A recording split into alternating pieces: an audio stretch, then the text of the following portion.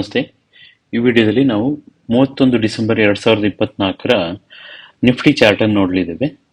ಏನಾಗಿದೆ ಆ ದಿನ, ಬೆಳಗಿನ ದಿನ ಹೇಗೆ ಎಂಟ್ರಿಯನ್ನು ತಗೋಬೋದಿತ್ತು ಅಂತ ಈ ವಿಡಿಯೋದಲ್ಲಿ ನಾವು ಕಲೀಲಿದ್ದೇವೆ.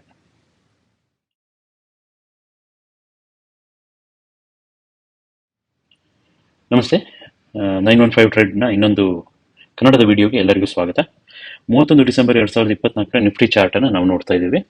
ಇದರಲ್ಲಿ ನೀವು ಇಂಟ್ರೆಸ್ಟಿಂಗ್ ಏನಪ್ಪಾ ಅಂತಂದ್ರೆ, ಆಪ್ಷನ್ ಚಾರ್ಟ್ ಅಲ್ಲಿ ಪುಟ್ ಸೆಲ್ಲರ್ಸ್ ಕಾಲ್ ಸೆಲ್ಲರ್ಸ್ ನಾವು ನೋಡ್ತೀವಲ್ಲ, ಸೆಲ್ಲರ್ಸ್ ಡೇಟಾವನ್ನು ನೋಡ್ತೀವಿ.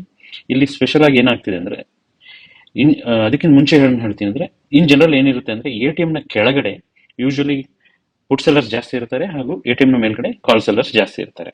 ಬಟ್ ಈ ಕೇಸಲ್ಲಿ 31 ಡಿಸೆಂಬರ್ ಅಲ್ಲಿ ಏನಾಗಿದೆ ಅಂದ್ರೆ, ATM ಕೆಳಗಡೆ ಅಫ್ಕೋರ್ಸ್ ಕಾಲ್ ಸೆಲ್ಲರ್ಸ್ ಕಮ್ಮಿ ಇದ್ದಾರೆ, ಪುಟ್ ಸೆಲ್ಲರ್ಸ್ ಜಾಸ್ತಿ ಇದ್ದಾರೆ.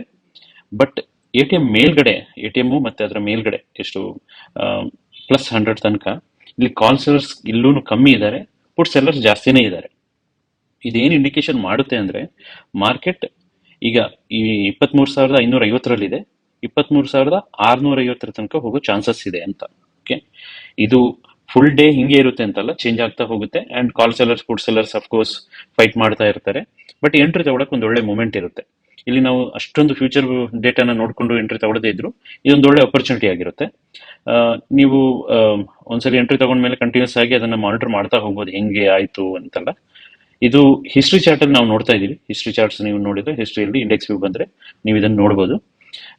ನನ್ಗೆ ನೀವು ಏನ್ ಹೇಳ್ಬೇಕು ಅಂತಂದ್ರೆ, ಇಲ್ಲಿ ನಾನು 915 ಆಯ್ತು 916ಗೆ ನೀವು ಎಂಟ್ರಿ ತಗೊಂಡ್ರೆ ಯಾವಾಗ ಎಕ್ಸಿಟ್ ಮಾಡ್ತಿದ್ರಿ ಹಾಗೂ ಎಂಟ್ರಿ ಮತ್ತೆ ಎಕ್ಸಿಟ್ ನ ಪ್ರೈಸ್ ಏನಾಗ್ತಿತ್ತು ಅಂತ ನೀವು ನನಗೆ ಹೇಳಬೇಕು, ಕಾಮೆಂಟ್ ಮಾಡಿ ತಿಳಿಸಿ. ಇನ್ನು ಬೇರೆ ದಿನಗಳದ್ದು ಯಾವ್ದಾದ್ರು ನಿಮಗೆ ಡೇಟಾ ಬೇಕು ಅಂತಂದ್ರೆ, ವಿಡಿಯೋ ಬೇಕು ಅಂತಂದ್ರೆ ಅದನ್ನು ನೀವು ಕಮೆಂಟ್ ಅಲ್ಲಿ ಹೇಳಿ. ಜೊತೆಗೆ ಈ ವಿಡಿಯೋ ಲೈಕ್ ಮಾಡಿ.